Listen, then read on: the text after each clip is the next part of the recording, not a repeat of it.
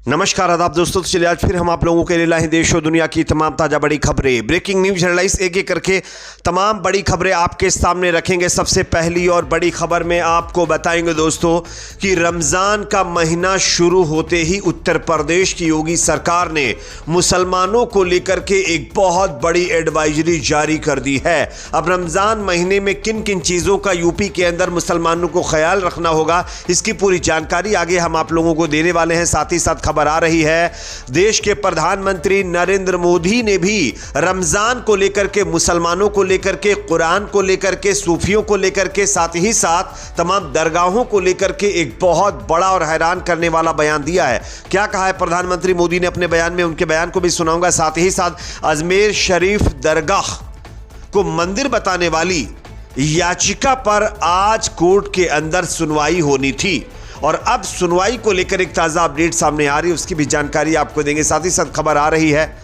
दोस्तों, महाकुंभ में वायरल हुए आईआईटी बाबा की जबरदस्त तरीके से साधुओं ने धुनाई कर दी है। एक न्यूज़ चैनल में जब बाबा पहुंचे तो वहीं पर दूसरे और साधु आ गए और वहीं पर कहासुनी में आईटी बाबा के साथ जो कुछ भी हुआ है वो आप आगे देखेंगे। साथ ही साथ अगली बड़ी खबर में आपको बताएंगे कर्नाटक के अंदर कांग्रेस पार्टी में बगावत के आसार।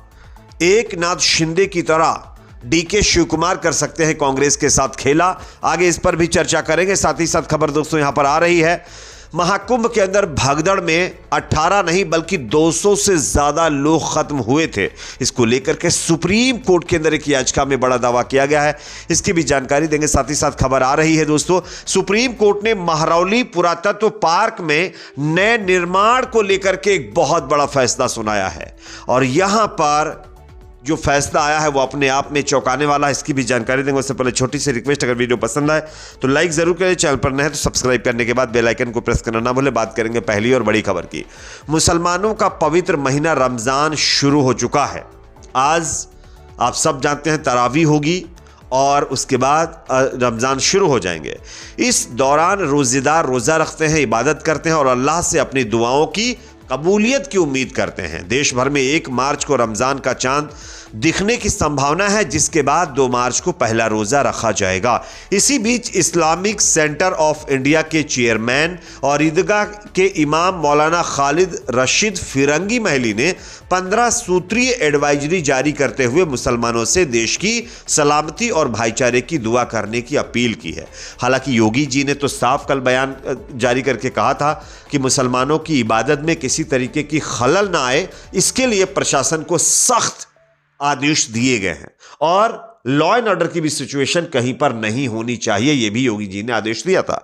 लेकिन अब जो नए मौलाना इमाम खालिद रशीद फिरंगी है, उनका जो 15 सूत्रीय एडवाइजरी का मामला सामने आया है, उस पर कई उलमा एतराज भी कर रहे हैं और कई लोग इसका समर्थन भी कर रहे हैं। खैर, उन्होंने क्या कहा मैं आपको बताता हूं। यानी यहां पर रमजान की तैयारियों को लेकर मौलाना रशीद फिरंगी महली ने यह बताया है कि रमजान को इबादत में गुजारे, या महीना बेहद पाक होता है, इसलिए ज़्यादा से ज़्यादा इबादत करें। दूसरा, रोज़ा रखना हर मुसलमान पर फ़र्ज, जो सक्षम है उन्हें इस महीने में रोज़े रखने चाहिए।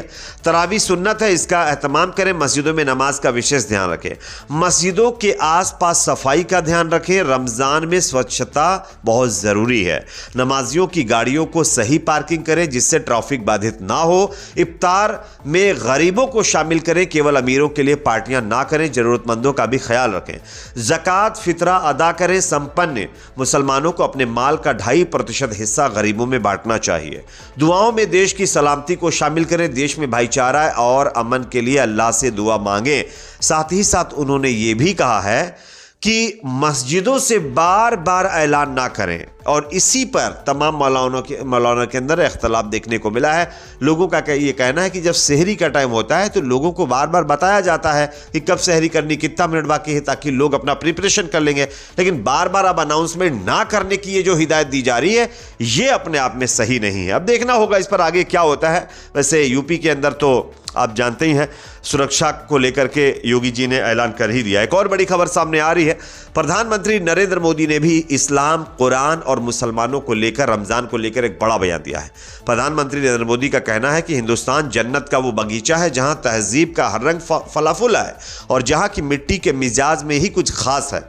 यह बात उन्होंने शुक्रवार को सूफी संगीत समारोह जहाने खुसरो की 25वीं वर्षगांठ पर आयोजित एक कार्यक्रम में कहा है।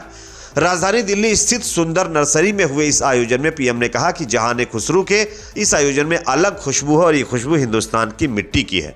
साथ ही साथ उन्होंने ये भी कहा कि किसी भी देश की सभ्यता उसकी तहजीब को स्वर उसके गीत संगीत से मिलते हैं और उसकी अभिव्यक्ति कला से होती है। उन्होंने कहा कि भारत में सूफी परंपरा से अपनी एक अलग पहचान बने। सूफी संतों ने खुद को मस्जिद और खानकाहों तक सीमित नहीं रखा है। उन्होंने पवित्र कुरान के हर्फ पढ़े तो वेदों के शब्द भी सुने। उन्होंने अजान की सदा में भक्ति के गीतों की मिठास को जोड़ा, ऐसा भी कहते हुए कहीं ना कहीं अजान, नमाज और कुरान की तारीफ की है। एक और बड़ी खबर दोस्तों यहां पर सामने आ रही है।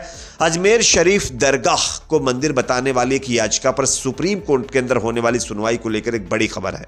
आप देख सकते हैं अजमेर दरगाह विवादों के घेरे में आ गया है। इसको लेकर हिंदू सेना के अध्यक्ष विष्णु गुप्ता की ओर से अजमेर कोर्ट में याचिका दायर की गई है। विष्णु गुप्ता याचिका के एक साथ खास सबूत पेश कर वहां पुरातत्व विभाग की ओर से सर्वे और हिंदू धर्मस्थल पर पूजा की अनुमति मांगी थी।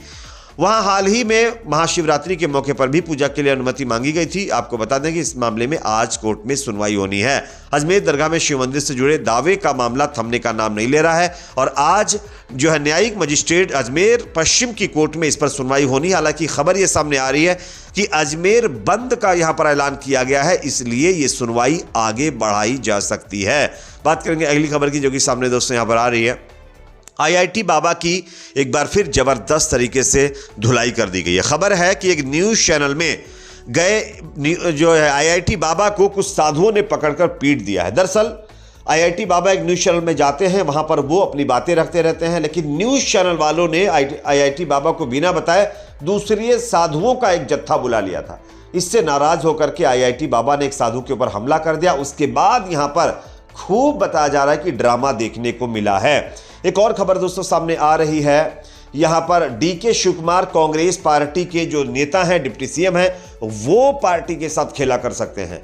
एक नाथ शिंदे की तरह डीके शिव कुमार भी कांग्रेस पार्टी से अलग पार्टी बना सकते हैं या फिर पूरी कांग्रेस को अपने कब्जे में कर सकते हैं। कर्नाटक के अंदर ऐसा माना जा रहा है। हालांकि ऐसा होगा ही, इसको लेकर संशय भी बरकरार है, लेकिन बीजेपी नेता ने यह दावा किया है कि एक नाथ शिंदे की तरह अब कांग्रेस पार्टी के जो नेता हैं डीके शिव कुमार, वो जो है अपना एक अलग गुट बनाने का काम कर रहे हैं। अब देखना है कि यह कब तक होता है। एक और बड़ी खबर दोस्तों सामने आ रही है। महाकुंभ की भगदड़ में 18 नहीं बल्कि 200 से ज्यादा लोग खत्म हुए थे। एक याचिका सुप्रीम कोर्ट में लगाई गई है और इसी में यह दावा किया गया है। हालांकि इसके लिए कोर्ट ने याचिकाकर्ता से सबूत मांगे हैं और सबूत को लेकर के अब पेच फंस गया है। साथ ही साथ बताया जा रहा है कि सीबीआई से जांच की भी मांग इस याचिका में की गई है। अब कोर्ट इस पर सुनवाई करके क्या फैसला देता है, ये जब फाइनल सुनवाई होगी तब पता चलेगा। हालांकि खबर यह भी सामने आ रही है, याचिकाकर्ताओं के वकील को सुनने के बाद कोर्ट ने इस याचिका को खारिज कर दिया है। एक और खबर दोस्तों यहां पर सामने आ रही है। महरौली पुरातत्व पार्क में नए निर्माण पर सुप्रीम कोर्ट ने रोक लगा दी। दरगाह के 700 साल पुराने होने का दावा किया गया था। सुप्रीम कोर्ट ने शुक्रवार को अपने एक आदेश में दिल्ली स्थित महरौली पुरातत्व पार्क में किसी भी नए निर्माण और मरम्मत के काम पर रोक लगा दी है। इनमें कथित तौर पर 700 साल पुरानी आशिक अली दरगाह और सूफी संत बाबा फरीद की चिल्लागाह दरगाह भी शामिल बताई जा रही है और इसका एक तरीके से नवीनीकरण, मॉडिफिकेशन यहां पर किया जा रहा था, जिस पर सुप्रीम कोर्ट ने रोक लगाई है। इस पर आप लोगों की राय कमेंट सेक्शन में रखिए। वीडियो पसंद आए तो लाइक करें, शेयर करें, चैनल पर नए हैं तो सब्सक्राइब जरूर करें।